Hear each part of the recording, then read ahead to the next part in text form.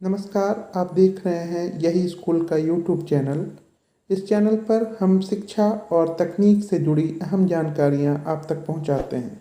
यदि आप चैनल पर नए हैं तो इस चैनल को सब्सक्राइब कर लीजिए और बेल आइकन प्रेस कर दीजिए।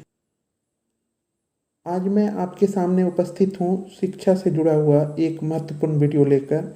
आज हम पढ़ने वाले हैं कक्षा 10 में दिए गए राम लक्ष्मण परशुराम संवाद के विषय में।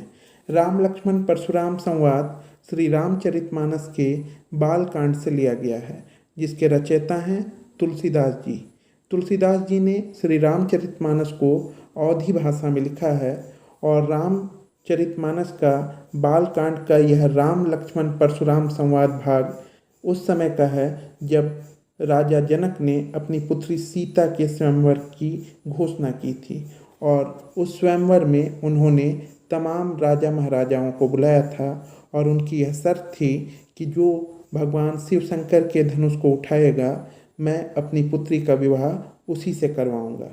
इतने में श्री राम जी से वह धनुष न सिर्फ उठाया जाता है बल्कि तोड़ भी दिया जाता है। तो उसकी गर्जना से भगवान शिव शंकर के सबसे बड़े भक्त परशुराम जी आ पहुँचते हैं और वह उस सभा में आकर क्या कहते हैं और क्या होता है उस सभा में, उसी पर यह आधारित है राम लक्ष्मण परशुराम संवाद। तो आइए शुरू करते हैं राम लक्ष्मण परशुराम संवाद का पहला अनुच्छेद। नाथ शंभु धनु भंज निहारा। जैसे ही वह शिव धनुष टूटता है तो वहाँ पर श्री शिव शंकर के भक्त परशुराम जी आ जाते हैं और वह भरी सभा में कहते हैं कि नाथ शंभु धनु भंज निहारा, अर्थात मेरे इष्ट मेरे भगवान शिव शंकर के धनुष को किसने तोड़ा।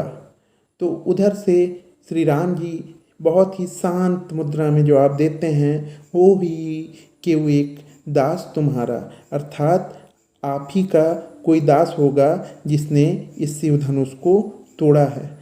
आयेसु काह कहिए किन मोही। श्री राम जी ही आगे कहते हैं, क्या आज्ञा है आप मुझसे कहिए। जैसे ही वहाँ पर शिव धनुष टूटता है तो वहाँ पर परशुराम जी उपस्थित होते हैं और वह भरी सभा में कहते हैं, नाथ शंभु धनु भंज निहारा, अर्थात किसने मेरे इष्ट देवता भगवान शंकर के धनुष को तोड़ा है। इतने में श्री राम जी कहते हैं, हो ही केउ एक दास तुम्हारा, अर्थात शिव जी के धनुष को तोड़ने वाला आपका ही कोई दास होगा। आयेसु काह कहिए किन मोही, क्या आज्ञा है आप मुझसे कहिए। सुनी रिसाय बोले मुनि को ही। राम जी की ऐसी बातें सुनकर मुनि परशुराम जी गुस्सा हो जाते हैं और बोलते हैं, सेवकु सो जो करे सेवकाई। सेवक वह होता है जो सेवा का काम करता है। अरि करनी करी करिए लड़ाई। शत्रुता का काम जो करता है उससे तो लड़ाई करनी चाहिए। सुनहु राम जेहि शिव धनु तोड़ा, सहस बाहु सम सो रिपु मोरा। वे राम जी से कहते हैं कि सुनो राम, जिसने इस शिव जी के धनुष को तोड़ा है वह सहस्र बाहु के समान ही मेरा शत्रु है।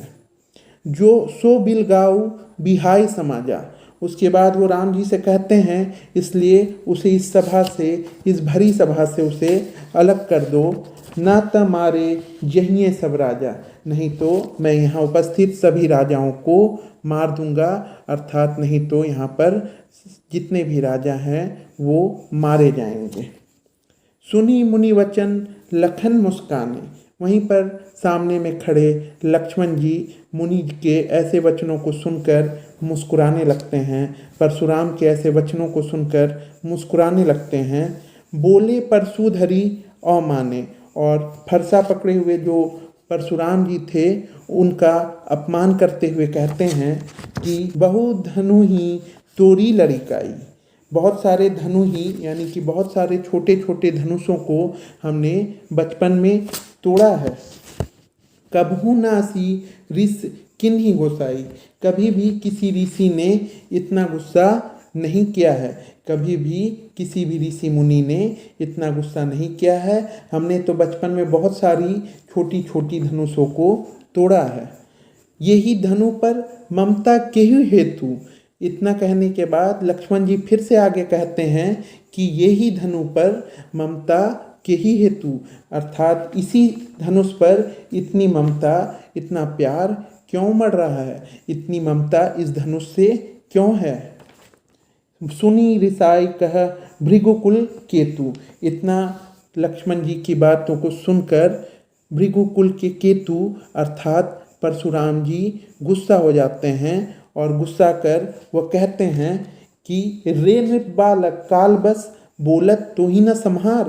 अरे नृप बालक अर्थात अरे राजा के पुत्र, तुम काल के बस में हो, अर्थात तुम मृत्यु के बस में हो। बोल तो ही न संहार, और तुम अपने वचनों को बोलने में जरा भी होश में नहीं हो, अर्थात तुम बिना सोचे समझे कुछ भी बोल रहे हो। धनु ही सम त्रिपुरारी धनु विदित सकल संसार। अर्थात धनु ही के समान, अर्थात छोटे छोटे धनुषों की तुलना तुम भगवान शिव जी के धनुष से कर रहे हो, जिसके बारे में पूरा संसार जानता है। जिस शिव धनुष के बारे में पूरा संसार जानता है, उस धनुष की तुलना तुम उन छोटे छोटे धनुषों से कर रहे हो जिसे तुम बचपन में तोड़ा करते थे। तो ये था श्री राम लक्ष्मण परशुराम संवाद का पहला अनुच्छेद और उसका अर्थ। आपको यह वीडियो यदि पसंद आया तो आप लाइक कर दीजिए और अपने दोस्तों को शेयर कर दीजिए।